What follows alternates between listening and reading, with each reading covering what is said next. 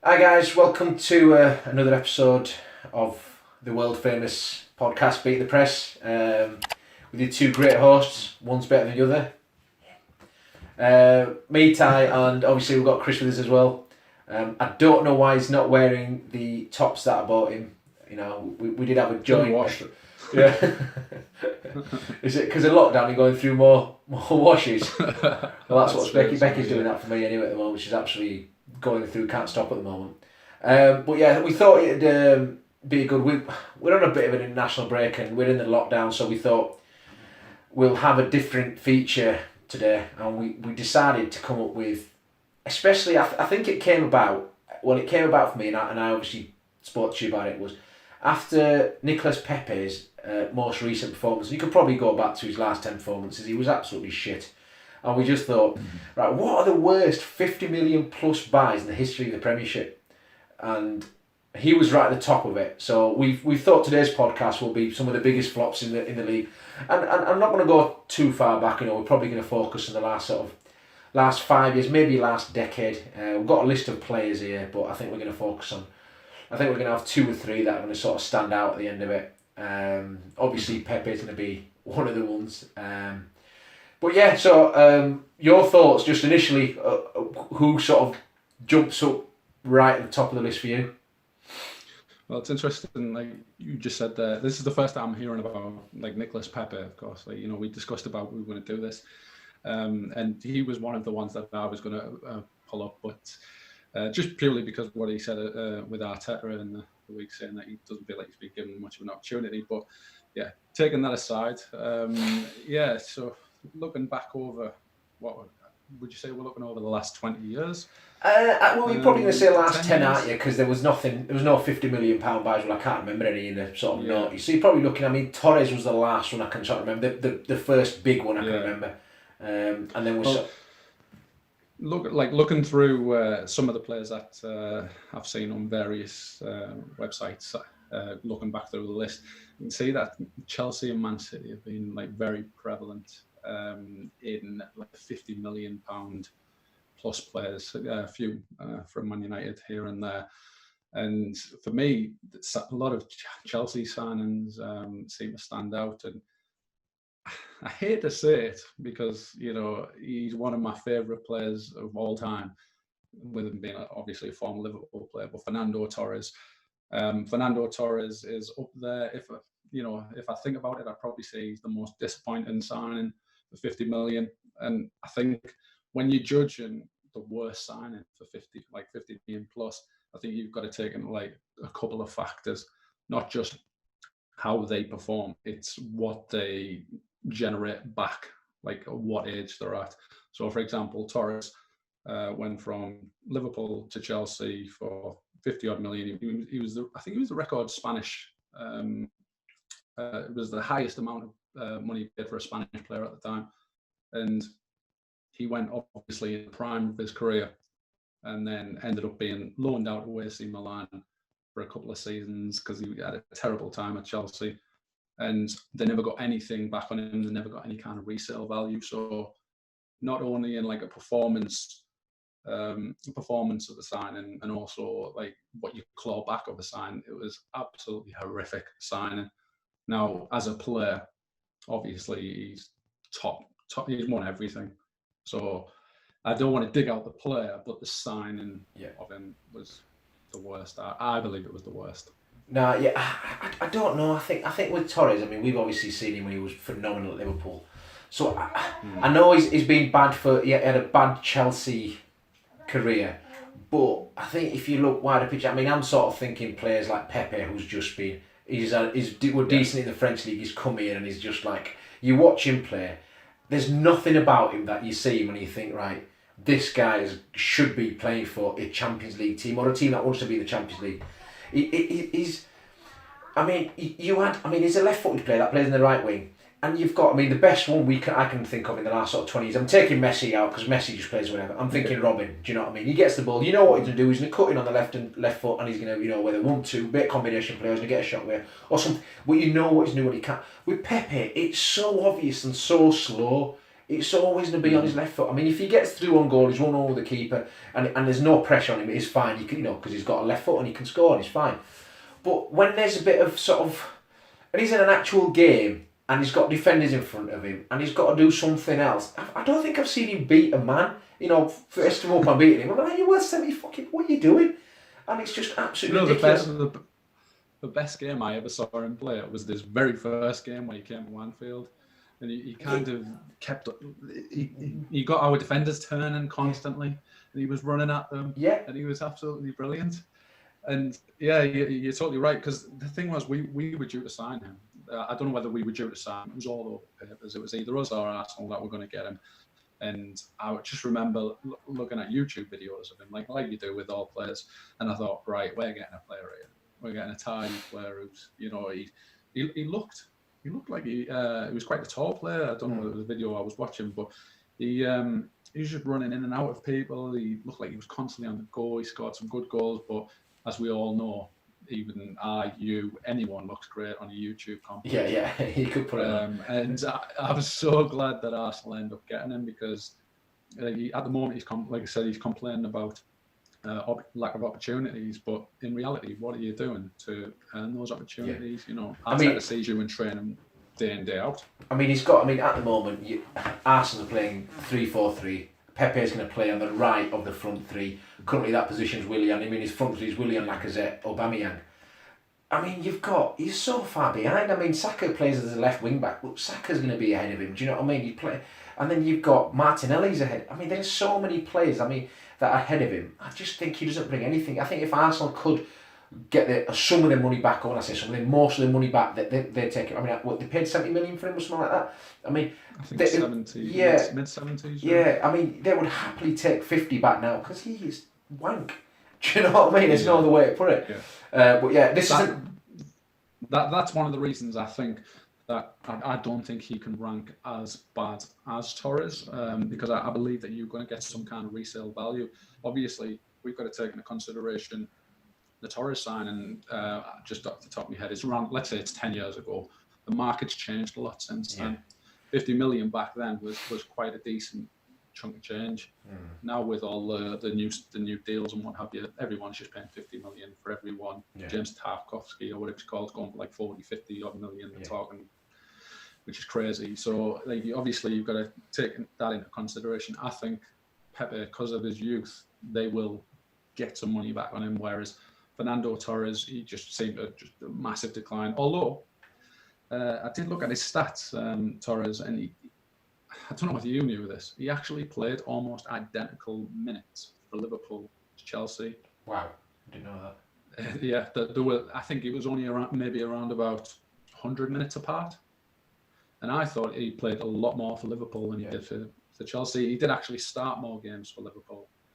And again, looking at his stats, he obviously was prolific for Liverpool. He wasn't so much for Chelsea, but his assists for Chelsea were a lot higher than they were at Liverpool. So it's good that you can put them side by side and you can see it's the same amount of minutes, but because of the different systems. Yeah, I mean, he scored some really. I mean, he scored that goal in the Champions League semi-final. He won the Champions League with Chelsea as well. So it's not like he's. You know what I mean? So you know how much Abramovich was. I mean, Abramovich's goal was to win the Champions League. Everything else today didn't matter, and he obviously helped that. And he'd be thinking, well, it was a sound investment. But I didn't have Torres. I mean, I've got another Chelsea player in mind, and that's Kepa. They've obviously paid near enough 70. I mean, we're talking about a resale value. They'll obviously get something back for him, naturally, because he's quite young and someone will buy him. But 70 million is another sign from Chelsea. I don't want to. It's not a Chelsea bashing session, but my God, they've had some bad ones over 50 anyway. I think every Chelsea fan will agree about Kepa. I mean, every chance. Yeah, I mean, last season it was just like, Lampard just turned up and he said doesn't fancy him at all. He's played Willy Caballero, who's like, he shouldn't even be a second choice for any Premier League team, and he's getting ahead of him. I remember last season when he threw a few clangers in, and Lampard was getting asked after every game. He knew what the question was. What have you got to say about Kepa? And I think Lampard just went, because I can't legislate for individual mistakes, and sometimes a manager's got to say, he's a fucking keeper. Catch the ball, you know. Would you say he's the worst keeper that we've seen? For the money that's been spent, absolutely. There can't be an argument for that. But I mean, 70 million. I mean, there's obviously been a lot worse keepers, but I think in terms of what you're paying 70 million, hell's yeah. I mean, we've had some. I mean, Karius was obviously a free, but he's obviously a worse keeper. But we haven't paid 70 million for him or whatever. Do you know what I mean? I think it's just a. Well, yeah. What I was trying to establish was, like you say, that a keeper that's had a good amount of time, where someone's paid a decent amount of money. Has there been a worse keeper? I'm struggling. No, top of my head, I'm struggling. I mean, there's another Chelsea one. I mean, Chelsea getting hammered. Morata. I mean, Morata, yeah. He was bad as well, you know. He just like. Yeah, well, he's one that I looked at. I looked at his stats yesterday, and he was like a 1 in 4 striker, which, you know. Again, we've got to be careful not to look too far into stats. You know, we talked about Bobby Firmino off air a few times, and he's kind of like a 1 in 4 striker, but he's a completely different type. But yeah, Morata's ultimately he was a disappointment. You know, he come with a bit of a reputation from Atletico, was it? Yeah. He come from? I think it was after but again, again, he wasn't too prolific for Atletico, so. No, he came from Real Madrid, didn't it? And then he went back to Atletico.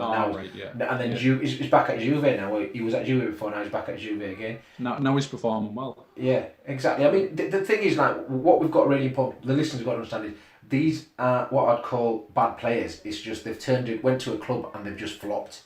And they've just been, like, Torres was brilliant at Liverpool, but not, you know, I mean, obviously he's won the Champions League, it's different, but actual performance-wise, same with Kepa, he's obviously done well in Spain, he's come over, they're not going to, you know, and then he's flopped since then. Same with Morata. I mean, we've got a list. I mean, Jorginho's obviously come from Napoli, and I think 50 million, would you say, I won't say he's been a flop, I think he's been okay. You've got Benjamin Mendy at Man City, I think there's an argument for him to say he's been a flop, because does Pep really fancy him? It's like he plays Cancelo on left, you know, as left back when he's not really a left back, and he's playing Zinchenko, who's a midfielder's converted him to play there. It's just like, you know, how much does he actually believe in Mendy? You know, and he's been injured as well. He'd sooner have Vaca as well at left back. Yeah. Over him as well, so that's another one. Like, I've got a couple of friends who are Man City fans and don't rate Mendy at all. Yeah. Even though I think he, you know, as going forward, you can see that he's rangy. You know, he'll get up and down the wing really quick. He delivers. Once he beats the first man, he's got quite a decent cross on him. But injuries have let him down, and I just think, yeah, you could put him in that flop category. Yeah. But he's not the worst by far. No, he's not. Another one I'm gonna throw at you is Ndombele. What do you think? Ooh. So this is a tricky one, because I still think like Naby Keita for Liverpool, I think he's still got, given the opportunity, he will come good. I think he's going to be a quality player. Everyone was expecting a lot of him. I don't know why the fee was so high, but he came with a high fee, and, you know, he just hasn't settled in. I think there was one game where Jose Mourinho, did he hook him at half time, and it was one of the worst performances ever in a Premier League game. I just think he'll come good. I wouldn't put him in a flop just yet. I think at the moment Mourinho seems to have got Mourinho's trust, and I think with players, you'll ask for ex-players will say the same. You've got to get his trust, because once you trust you, he'll play, and he's playing him now. So at the moment in that midfield three, it seems to be Sissoko, Højbjerg, and then Ndombele, and then he's obviously got the front three, which is Son, Kane, plus another, which generally it's going to end up being Bale. But yeah, so he seems to have garnered that trust, whereas last season he didn't have it. He was, like you said, he was getting hooked every half an hour, every half time. Do you know what I mean? And he's like, typical Mourinho style. Do you know what I mean? But yeah, no, I think Ndombele, I think Keita is an interesting one again, brilliant at Leipzig, and is shown some unbelievable moments of magic to sort of say, right, he's a quality, but he just gets injured, doesn't he? He just needs a run of not being injured and just playing, because I think that's a lot of Liverpool fans, they really, I mean, Klopp obviously absolutely loves him as well, and there's not been a sign or a hint of thinking he's not good enough and we're going to get rid of him. Do you know what I mean? So I think with Ndombele and Keita, I think both of them. I think that £50 million a lot. I think we can talk about transfer fees in another podcast. I think what they cost and stuff. But going rate, that's probably about right. I think the two players. I think those two players have shown enough in spurts how good they can be. Go on and navigate. There's times in the game where he can slow the game down and dictate the tempo alone. He's one of one of those few players in the world that can actually do that and just get the foot on the ball, and it seemed like they've got so much time when everybody else is running around like headless chickens. He just slows everything right down. I think him and Ndombele yet to be judged, and I think they will come. Right, I'm going to throw one at you, Chris, here. Man United, 4 players, over £50 million. I want you to rank them best to worst. I mean, I'd say one of them I don't think's a flop, but the other 3 I'd say the arguments can be made. I'm going to put them 3. So you put best to worst, basically. Okay, so Lukaku, Di Maria, Pogba, and Fred. Yeah, I think I know what you're getting at. I wouldn't put Lukaku in that list. He was the one I was umming and ahhing at as well, I thought.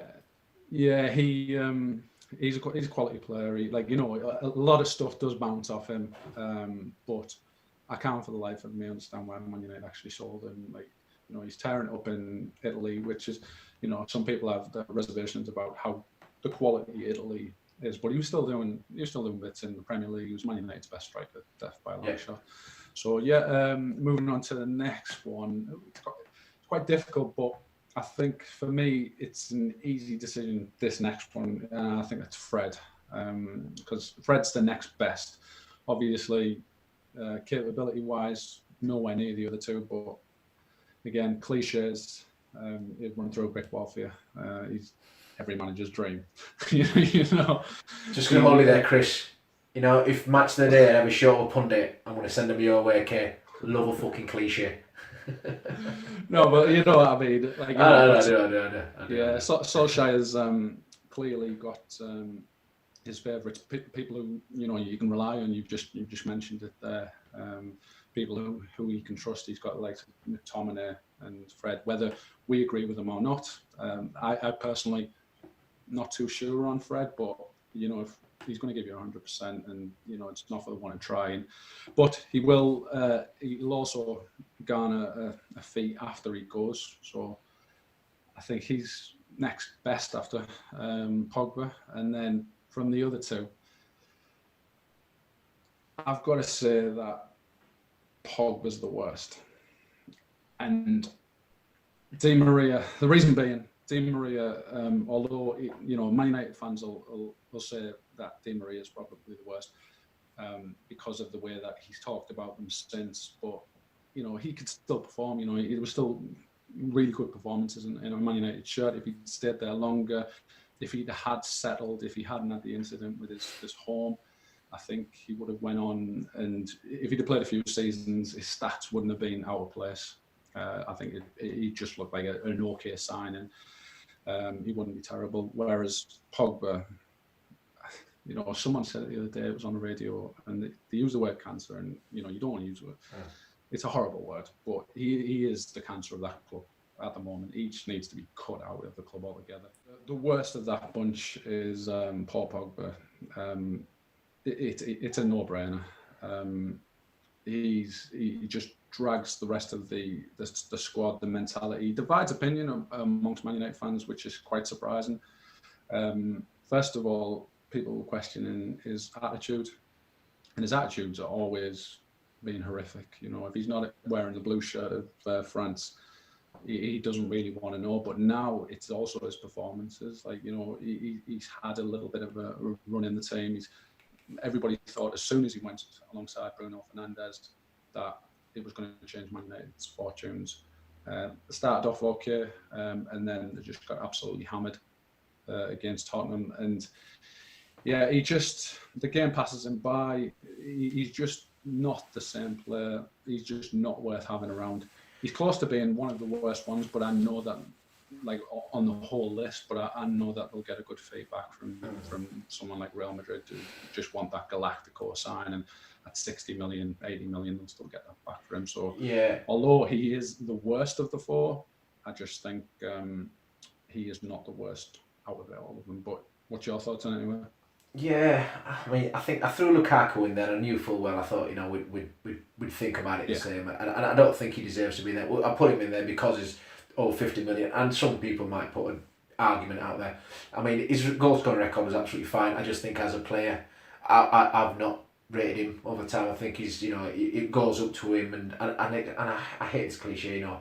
He's strong, so he's a big guy, so you'd expect the ball to sort of stick, and he should have his first touch is horrible. Yeah, exactly. Do you know what I mean? And I think, and Solskjaer, when he sort of took over, said, you know what, we don't need him to do. We need him to be looking. You know, we need to be playing balls forward into the channels, get him running, get the opposition defence turning, and that's the strength of his. But then it's like, you're Man United. Generally, that would happen if you're playing against a team that's the space only gets created if you are playing the counter-attacking type of football. If you're Man United, you're generally going to have the ball, the teams are going to defend deep and there'll be no space in behind. If the opposition have got a low block on there on the edge of the box, where the fuck's Lukaku going to run? Do you know what I mean? He's going to have to have his back to play, and that's when his shit play, do you know what I mean, just got extenuated even more, and it just showed how shit he was with his back to play. But then, I mean, he's obviously a good goal scorer. I think he's one of those strikers where he doesn't want, when he's got to think about a chance, he's not great. He's got to come to him, bang, smash straight away. Do you know what I mean? One touch finish, one touch header, that sort of thing. But I agree. I don't think he deserves to be in there, but I put him in there for one of the 50. I mean, I didn't put Fernandes in there because Fernandes has obviously been a success.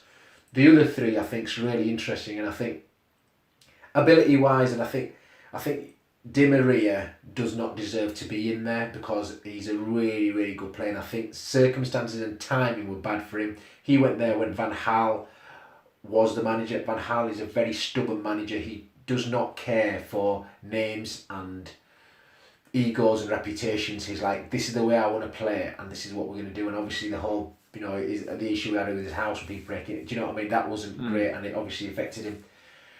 Fred has sort of come. I mean, he looked like he was dead. He was going. Do you know what I mean? And he seems to have been given a sort of second chance here from Solskjaer, and he seems to trust him, and he likes him.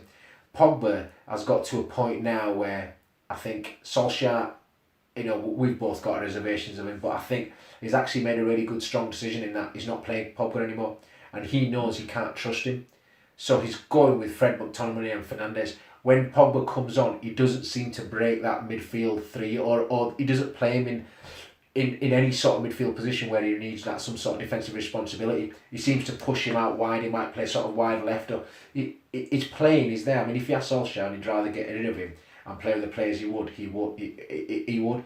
But the issue with these big buys is, and I'll put Kepa in the same bracket, is it needs a strong manager. And I say a strong manager, I think he needs a manager who knows his arse is on the line if he doesn't get rid of him and move him out for him to make that decision. Solskjaer knows he's, I mean, we talk about, you spoke about Solskjaer last time when he's like that, one of those guys who's down to his last 20p and he puts it in through machine, he seems to hit the jackpot every time, and it's fine, it's great, because every other team around Man United is happy for that because they know he's not long term going to be the answer for him.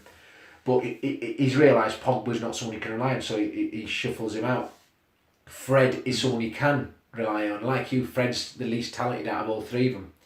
Whereas Di Maria, I'd say, is probably the most talented, and I'd put him up against Pogba as well. I mean, Pogba at Juve was when he was at his best, but he had Pirlo and Marchisio alongside him, who, I mean, Marchisio did all the work on the side, and he had Pogba who played on the left of the three, and Evra was there, and do you know what I mean? He had that connection, and it allowed him that flexibility to maybe forget his defensive responsibilities at times, and that masked some of that at times.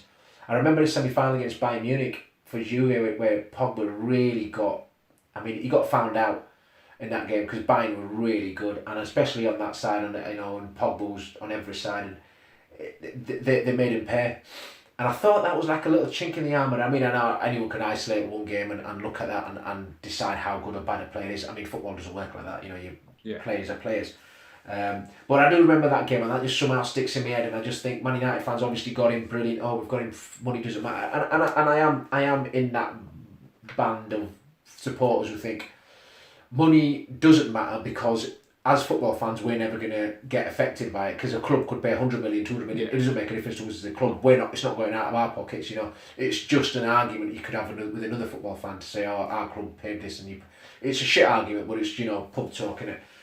So just going back to that, I think Di Maria, ability wise, brilliant. I think you watch him at PSG as well. He is up there with, Neymar and Mbappe obviously get all the highlights and the adulation and everyone's sucking him off saying they're brilliant, but I think Di Maria is top class, and he deserves to be in that sort of quality in terms of sort of being the best in the world and best in Europe, and I think he is top class. I just felt time was bad for him. I think if he was in the Man United team now, I think it'd be a real success. So I think Pogba's the biggest one, and I think there's an argument. I think we'll come to it at the end who we think our top three are. Pogba's in my top three, as in sort of like worst, biggest flops. But I think in terms of reputation and him coming over, I thought he's been a huge letdown. I can't remember him playing. I can't remember him sticking 5 games together where he's been good. Yeah, just finishing on the Pogba thing. You always thought against the weaker clubs, he'd come on, he'd do like a couple of step overs, and he would create something. There was a couple of games where he had created something out of nothing, like a quality pass or whatever, but he stopped doing that, and then you can kind of still it's still Pogba, he might come up with something, but now it's come to the point where he's just become a liability, and when you become a liability, then you're a passenger, and then you're starting to you're giving away stupid penalties, your focus is not quite there. And again, it's going back to that Solskjaer reference. It's he's got these 20 pences that he keeps on hitting this jackpot, and at some point he knows this. The bouncer's going to come get him and chuck him out. It's going to be the end of the day. So he's going to be like, right, before that comes, I've got to get rid of him because I know my time is coming to an end. So I might as well just fuck everything and just do it how I want to do it. No more Mr. Nice Guy. No more. My mates, what does he call him, Rashi and Jesse and Jesse, and I think he's come to the end of it now, and I think you're right. Pogba's done. I didn't put one in, and I'm thinking about him now, and I don't think he's been a flop, but I'm going to throw him at you anyway. Maguire, before we move on to the next bit. That's a good, that's a good question. That Maguire, he's again another one that divides opinion, but I don't think he's as bad as what social media makes him out to be. He's don't get me wrong, he turns like an oil tanker. He's horrifically slow, but he is one of the better defenders in the league. However, 80 million was way too much. I think if he came with a 40 million, no one would say half the stuff that they say about him. But because of the price tag, even if he came at 50, like we're judging this on 50 million plus. So if he came at 50 million, I don't think it'd be much of a fuss. But when he's come at 80 million and you're comparing him with Van Dijk at the same price, that's where the comparisons kind of heavily out-favour him. I think the interesting, it's a really good point you made. I think Man United went and bought Maguire after Liverpool bought Van Dijk, and they thought Maguire will be our Van Dijk. Maguire's obviously nowhere near that level. Do you know what I mean? And we could talk about. Van Dijk's obviously been. We're not going to talk about the great £50 million plus, because he's probably been the best. Well, I'd put Van Dijk and De Bruyne are the best two. I think De Bruyne was like 55 or something. Man City got, but Van Dijk and De Bruyne, them two. You can pay whatever you want for him, and he'll still be value. But Maguire, I think, like you, I wouldn't listen too much to what social media says, because it changes after game. All the 14-year-olds in the world just going mad crazy, and I don't read too much of it. But Maguire's a good defender, but he's not worth 80 million. I don't think he's been a flop. I think he's been in a team that's struggled, and when teams struggle, that's when individual performances and qualities get identified, and the real weaknesses, do you know what I mean, that they get highlighted as well, and people can sort of expose. No one mentioned how slow Maguire was when he was at Leicester. They played a different brand of football. Man United sorry to cut you off. I always feel like you need an alpha, and the ideal scenario is you need an alpha and an alpha. You need a Rio and you need a Village. The next step down obviously is an alpha and a beta, where you've got like your Van Dijk and your whoever plays alongside Van Dijk. I'd say Matip, where they're not on the level, but he elevates him to better than good. So that's the scenario. That's the next best scenario. The worst case scenario is you've got Beta, and then you've got someone who's worse than him. And I feel like Harry Maguire, if he was alongside Van Dijk, he would be elevated no end. But because he's expected to be that Van Dijk who elevates other people, it just doesn't work. He needs an alpha alongside him. Yeah, brilliant. I'm just going to touch on, I know it's in the flops, but the best fit, I've said my two, Van Dijk and De Bruyne. Any arguments against that? Best 50 million plus buys? No, I don't think so. Right, just to finish off with, to wrap it up, I'm going to give you my top, I said it's not a top three you're going to be proud of, but the worst three basically flops, 50 million plus buys. I'm going to give the names, and I'm still deciding which order. There's a couple. There's one that's just sort of debated. So I'm going to go Pogba, Nicolas Pepe, and Kepa. So they're my three worst 50 million plus buys. And I'm going to have Pogba at the top with Pepe and then Kepa at third. Pogba, I just think it was. He's obviously the most expensive, but I think it's everything that's come with him as well. Pepe's still quite early, isn't he? Do you know what I mean? You're sort of thinking, Pogba's been there a few seasons now, and I think he's all attitude and aura he gives off. Yeah. The bit about Pogba that really frustrates me is he still thinks he's that big kid in a playground where he can just sort of hold players off, and he's tried that against even weaker teams, and he's lost that respect from other opposition players, midfielders now, and he's getting. I remember the game against Southampton where Che Adams just kept every time he got it, ping, every time he got it, nicked it off him, bang, trigger, there you go. The trigger was basically Pogba get the ball, nick it off him, and go create a chance. Nicolas Pepe, I think we've spoke about him. He's just so one-dimensional, and I think he's highlighted even more in the Premier League. And he's he's like, what was he, 70 million, and you can't get in the front three of Arsenal. And then Kepa, his performances over the last, and I think. Like Solskjaer, Lampard's just thought, nah, not good enough anymore, out you go. And he's not even second choice anymore, is he? So they'll be looking to get something back from him. But yeah, that's my three. What are yours? Well, I'm going for the ones that I think, what I didn't want to do is put people who I still think have an opportunity to to redeem themselves. So for that reason only, Pepe gets kind of a little bit of redemption, because I think Willian, who's came in, I expected him to do so much better than what he has done. Maybe he's just settling, but I think Pepe does need a little bit more of a chance. Maybe a good consistent run in the team with maybe Aubameyang down the middle, just everybody in their actual positions. Give him a good run, judge him after that. So he just escapes it. So for me, I was going to say Torres as number one, but you mentioned something earlier. He won a lot, and I do remember the Barcelona goal that he scored later on. Although it was last second, and they were already through at that point. They were 2-1 up with away goals. He scored the third just to kind of cement it. But he also, I remember he got the corner for Chelsea. Drogba scored the goal as well. Extra time, so you can kind of say, you made a good point about Abramovich, the way that that was the whole reason why. Well, one of the reasons why it was his holy grail, wasn't it? Champions League. Yeah. Right. Yeah. So he kind of achieved it. So I'm gonna put Torres at 2, just for he doesn't deserve to be number 1. Pogba's number 1. There's no doubt about Pogba being number 1. So Pogba, Torres, and for I'm stuck now.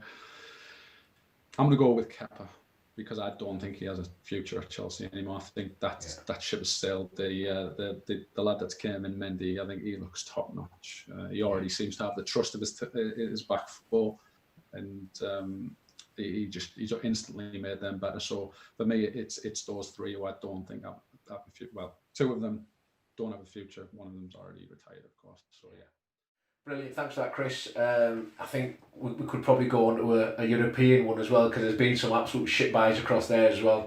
But yeah, that's our opinions, guys. If any of you guys have got different opinions or disagree with anything we've put, comments under there, like, subscribe, you know the normal jazz. Make us rich and famous. Until next week, adios. Adios.